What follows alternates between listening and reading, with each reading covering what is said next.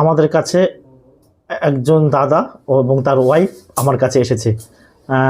আগে এই যে দাদাকে দেখতে পাচ্ছেন। দাদা, আপনি কোথা থেকে আসছেন? ইছাপুর থেকে। আপনার নামটা বলুন। সুমন পোদ্দার। ইছাপুর স্টেশনে নামতে হবে? হ্যাঁ, স্টেশন থেকে নেবে, একটুখানি যেতে হবে। বেশ, খুব ভালো লাগছে যে আপনি আমার কাছে এসেছেন। আর তোমার নামটা বলো। আমার নাম কৃতি মজুমদার। তোমার বাড়িটা কোথায়? আমার বাড়িও ইছাপুরে। ইছাপুরেই। আমার ভিডিও কতদিন ধরে দেখা হচ্ছে? আমরা 2 থেকে 3 মাস ধরে দেখছি ভিডিও, বেশ ভালো লাগে। তো আজকে ফার্স্ট টাইম আসলাম এক্সপেরিয়েন্স। কেমন জায়গাটা সম্পর্কে বল। জায়গাটা খুবই সুন্দর। স্টেশন থেকে নেমে যারা টোটো আনারগুলো রয়েছে, তো তারাও খুব হেল্পফুল। মানে একবার বলাতেই আপনার বাড়ি দেখিয়ে দিল। ইনফ্যাক্ট দাঁড়িয়েও রয়েছে, তারা নিয়ে যাবে বলে। বেশ ভালো লাগলো। কোনো অসুবিধা নেই তো? কোনো অসুবিধা বেশ, তাহলে আপনাদের ওখান থেকে যারা দেখছে তাদেরকে আসতে বলছেন তো? হ্যাঁ, অবশ্যই। আসার জন্য আমাদের টিমের পক্ষ থেকে অসংখ্য ধন্যবাদ।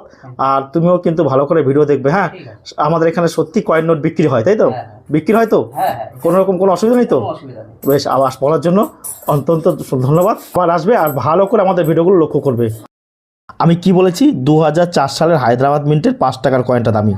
এই দেখুন 2004 সাল, তার নিচে কিন্তু স্টার রয়েছে। ওই দেখুন ছোট্ট করে স্টার।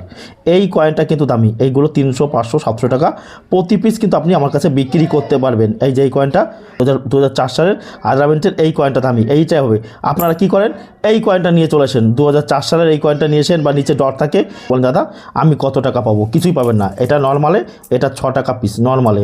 ভালো করে আমার ভিডিও মনোযোগ দিয়ে দেখবেন, তাহলে বুঝলেন কয়েন আনলেই কিন্তু টাকা পাওয়া যাবে। আবার যে দেখুন দুটো 2004 সালের কয়েন রয়েছে, 2004 সালের।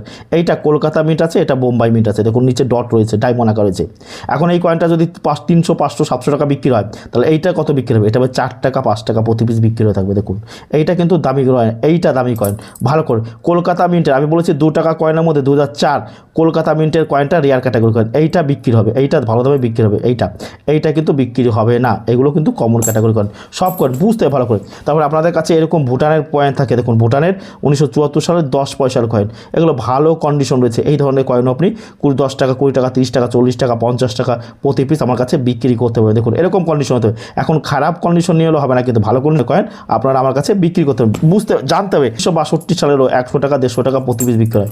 1950 সালে এটাও 100, 150 টাকা, 200 টাকা প্রতি পিস। এখন অনেকে প্রশ্ন, দাদা 1978, 75, 76, 77, 79, 80, 81 এই ধরনের কয়েন আছে, এইগুলো কী দাম? এগুলো 4 টাকা, 5 টাকা প্রতি পিস বিক্রি হয়। এগুলো কমন ক্যাটাগরি কয়েন। সব কয়েন বা সব নোট কিন্তু দামি নয়, আপনাদেরকে বুঝতে হবে। আর যারা রাত্রে ফোন করে আমাকে পাচ্ছেন না, কোনো টেনশন নেই, আপনারা চলে আসবেন। আমি থাকি পূর্ব বর্ধমান, মেমারি নিমো, প্রতিদিন সকাল 8টা থেকে বিকেল 5টা। আর এই যে দেখুন 5 টাকার স্টিলের কয়েনের মধ্যে এই কয়েনটাই শুধুমাত্র রেয়ার। এইটাই আপনি 1000, 1500, 2000, 2500 টাকা বিক্রি করতে, আর কোনো কয়েন কিন্তু বিক্রি হবে না স্টিলের মধ্যে।